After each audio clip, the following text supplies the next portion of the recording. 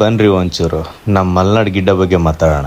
ಗಾತ್ರದಲ್ಲಿ ನೋಡೋದಕ್ಕೆ ಚಿಕ್ಕ ಕರು ತರನೇ ಇರುತ್ತೆ, ಆದ್ರೆ ಕರು ಅಲ್ಲ. ಮೋಸ್ಟ್ಲಿ ಇದರ ದೇಹದ ಗಾತ್ರದಿಂದ ಇದಕ್ಕೆ ಗಿಡ್ಡ ಅಂತ ಕರಿತಾ ಇರಬಹುದು. ಇದಿರೋ ಸ್ಥಳದಿಂದ ಇದನ್ನ ಮಲ್ನಾಡ್ ಗಿಡ್ಡ ಅಂತ ಕರೀತಾರೆ. ಸದಾ ಈ ಹಚ್ಚ ಹಸಿರು ಕಾಡಿನಲ್ಲಿ ಓಡಾಡೋದ್ರಿಂದಲೂ ಅಥವಾ ಈ ಹವಾಗುಣದ ಮಹಿಮೆನು ಇವುಗಳಿಗಿರೋ ವರದಾನ ಅಂದ್ರೆ ಇವುಗಳ ರೋಗ ನಿರೋಧಕ ಶಕ್ತಿ. ಮೋಸ್ಟ್ಲಿ ಇದೇ ಕಾರಣದಿಂದ ಅತ್ಯಧಿಕ ಮಳೆಗಳು ಈ ಸಹ್ಯಾದ್ರಿಯ ಸಾಲುಗಳಲ್ಲಿಯೂ ಸಹ ಯಾವುದೇ ರೋಗ ರುಜಿನಗಳಿಗೆ ಬಲಿಯಾಗದೆ ಇವು ಆರಾಮಾಗಿ ಓಡಾಡ್ಕೊಂಡಿದ್ದಾವೆ. ಯಾವಾಗಲೂ ಕಾಡಿನಲ್ಲೇ ಮೇಯೋದ್ರಿಂದ ಇರಬಹುದು.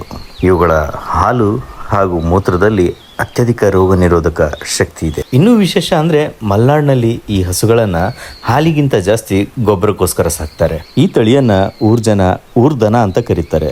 ಆದ್ರ ಪುಸ್ತಕದಲ್ಲಿ ವರ್ಷಗಂಧಿ ಅಂತ ಹೆಸರಿದೆ. ನಾರ್ಮಲ್ ದೇಸಿ ಹಸುಗಳಂತೆ ಇವುಗಳಲ್ಲೂ ಸಹ ಕಪ್ಪು ಬಣ್ಣದ್ದು, ಕಂದು ಬಣ್ಣದ್ದು, ಗೋಧಿ ಬಣ್ಣದ್ದು, ಬಿಳಿ ಬಣ್ಣದ್ದು, ಕಪ್ಪು ಮಿಶ್ರಿತ ಬಿಳಿ ಬಣ್ಣ, ಹೀಗೆ ಎಲ್ಲಾ ರೀತಿಯ ಬಣ್ಣಗಳಲ್ಲಿ ನಾವು ಈ ತಳಿಗಳನ್ನ ನೋಡಬಹುದು. ಅತ್ಯಂತ ನಾಚಿಕೆ ಸ್ವಭಾವವುಳ್ಳ ಈ ಹಸುಗಳನ್ನ ಇತ್ತೀಚೆಗಷ್ಟೇ ನಮ್ಮ ದೇಶಿ ಹಸುಗಳ ಲಿಸ್ಟ್ನಲ್ಲಿ ಸೇರಿಸಿದ್ದಾರೆ ಅನ್ನೋದು ನಮ್ಮ ಕರ್ನಾಟಕದ ಹೆಮ್ಮೆ, ನಮ್ಮ ಮಲೆನಾಡಿನ ಹೆಮ್ಮೆ.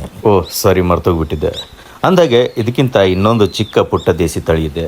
ನಮ್ಮ ಪ್ರಧಾನಮಂತ್ರಿಯವರು ಅವ್ರ ಮನೆಯಲ್ಲಿ ಅದನ್ನ ಸಾಕಿದ್ದಾರೆ. ಅದ್ರ ಬಗ್ಗೆ ಮತ್ತೆ ಯಾವಾಗಲಾದ್ರೂ ಟೈಮ್ ಸಿಕ್ಕಾಗ ಹೇಳ್ತೀನಿ. ಅಲ್ಲಿವರೆಗೂ ನಮಸ್ಕಾರಗಳು.